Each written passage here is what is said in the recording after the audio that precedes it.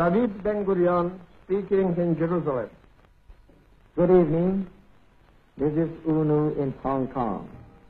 Now, here is Edward R. Murrow. Good evening. Tonight's Small World unites two statesmen and scholars who are also old friends. From Jerusalem, Prime Minister David Ben-Gurian. And from Burma, we are picking him up from Hong Kong, former Prime Minister Unu of Burma. Prime Minister Ben-Gurian, there's an open circuit to Hong Kong, if you would like to say shalom. Shalom, Mr. Unu. Shalom, Mr. Ben-Gurian. Oh, you hear me? Yes. How are you? Yes, thank you. I'm quite well. How's your wife? Is she with you? Oh, thank you very much. She is fine, too. How is Mrs. Ben-Gurian? Oh, fine. Hey, she remembers you. They all remember you. Mr. Prime Minister, I visited your country in 1955. I remember still that I was taken to a site which your government proposed to turn into a garden. At that time, it was... What? At that time, the government proposed to turn it into a garden. It was only full of rocks. No, not even art. They promised that if I come back again to Israel after 3 years, it will be turned into a garden. Has it been turned into a garden? Well, not as fully as I expected. You see, we always wish and hope for more than we human beings can accomplish. Yes. But it's being turned into a garden, and I wish you to come again and to see the trees where there was never a tree since the creation, and green patches, and horses breeding, and sheep, and young girls and young children are living there. I have heard the Prime Minister say that in Israel, in order to be a realist, one must believe in miracles. Is that true in Burma, Unu? Not yet quite. In Israel, there are plenty of men who can do wonders, who can do miracles.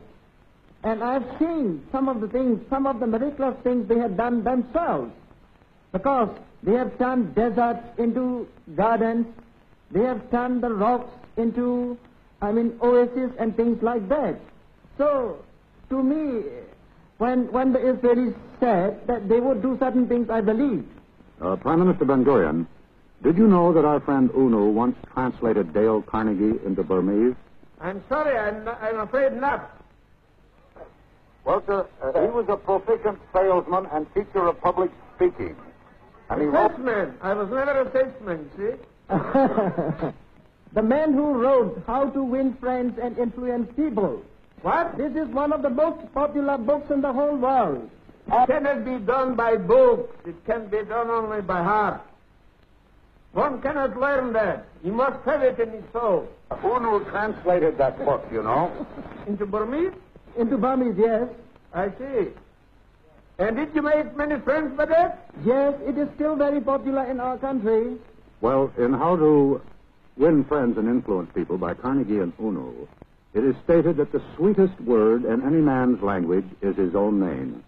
And yet, Unu, in a recent speech, you said that part of the world's troubles and ills came from the repeated use of the word I. According to Buddhism, this is the very source of all the troubles. So if we want to get rid of all these troubles, first of all, we must get rid of this I consciousness, which is called in Buddhism, Sekaya deity. Well, Unu, what do you think we should do in order to get rid of this I consciousness? Meditate. Meditation is the only way by which we can get rid of that I. That's why, when I visited Israel a few years ago, I had invited the Prime Minister to come over to Rangoon and have a little bit of meditation. He has accepted it. But meditation, dear Unu, is not enough. Meditation is merely a personal thing. Every one of us must do something for the world, for humanity. And this cannot be done by meditation alone. I quite agree. But if you want to get rid of that I, the source of all troubles, we must do it. It is the only way. The I is not so bad in itself. The question is whether it's a selfish I or a human I. The same. It is the same. You see, our God began his 10 commandments with the word I and your God. Oh, I see. I don't know about that. There is no such thing as God in Buddhism. Well, except for this basic difference, I believe Prime Minister Ben Gurian believes that there are great similarities between Judaism and Buddhism. For example, the Ten Commandments and the basic principles of Buddhism are roughly the same, aren't they? No, we have not only 10 principles, there are 4 groups of commandments for lay Buddhists and 1 group for the priests. In the first group, there are 5 commandments. In the second, 8. The third, 9. And the fourth, 10 commandments. The 5 commandments are quite essential for all the lay Buddhists.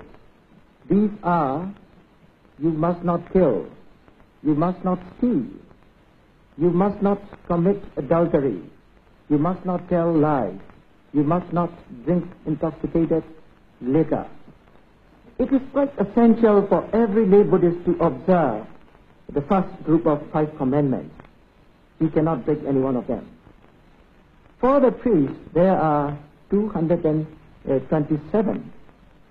So I don't think you will be very much interested in listening to the 227 commandments or rules of Dunya for the priests.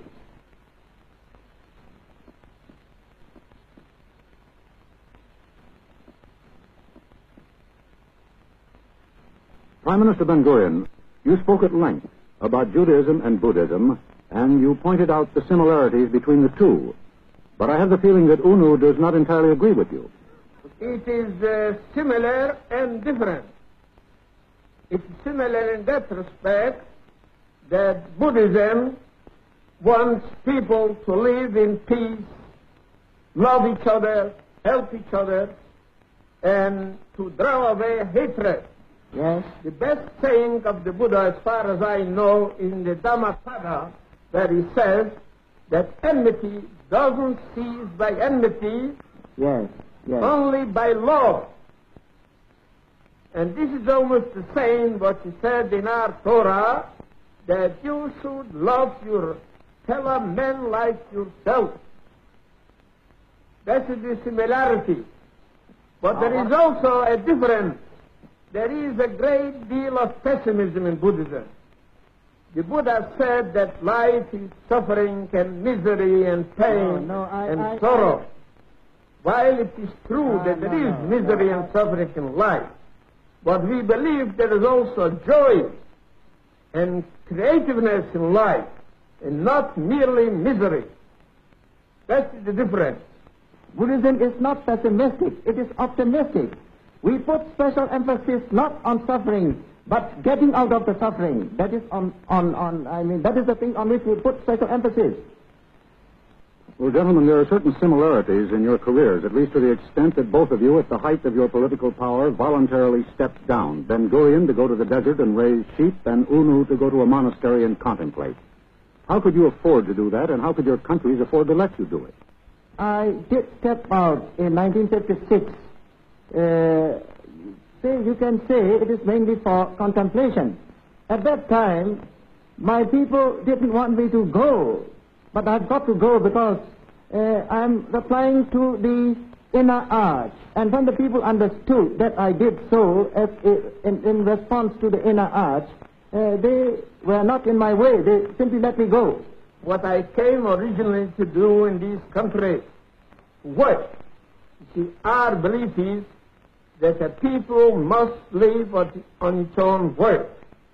And a people can rebuild its country in its own only by its own hard work. And to go to work, especially on the land, was the ideal which brought me some 53 years ago to this country. And I was sorry that I had to give it up for public activity. In the first opportunity which I had seen, that I can safely leave government in the hands of my friends, I went back to do the things which I love to do, and I'm happy that I did it.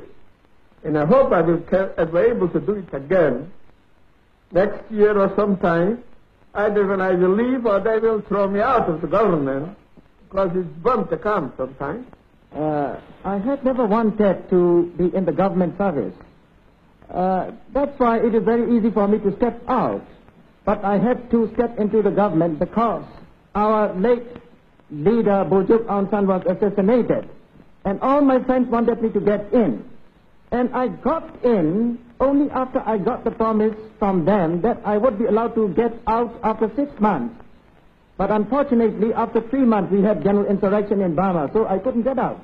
Have you ever worried about the possibility of assassination? I don't. Because, according to Buddhism, if I have ill luck, and if I don't do anything about it, nothing on earth can prevent me from being assassinated. But Buddhism, being an optimistic religion, teaches us how to combat that ill luck. And if I can sufficiently do something to combat that ill luck, there will be nothing on earth that can assassinate me. Prime Minister Ben Gurian, has it ever bothered you? No, never. Although it may happen, anything may happen, but this country is an exception in all of the Middle East. Here we can change the government by very peaceful means. Well, perhaps the election you're about to have in Israel will serve as an example for the rest of the Middle East. Prime Minister Ben Gurian, I can tell that you're enjoying talking with UNO over this great distance. With whom else would you like to talk on a program of this kind? Later on, with any decent fellow. With any decent fellow? Yes, who cares for peace and for the welfare of humanity. Would you be willing to have this type of conversation with Nasser, for example? Well, you must ask him first, because I would do it. If he was ready to talk peace, then yes. UNO, if we should arrange a conversation between Prime Minister Ben Gurian and President Nasser, would you be willing to sit in my place as the moderator?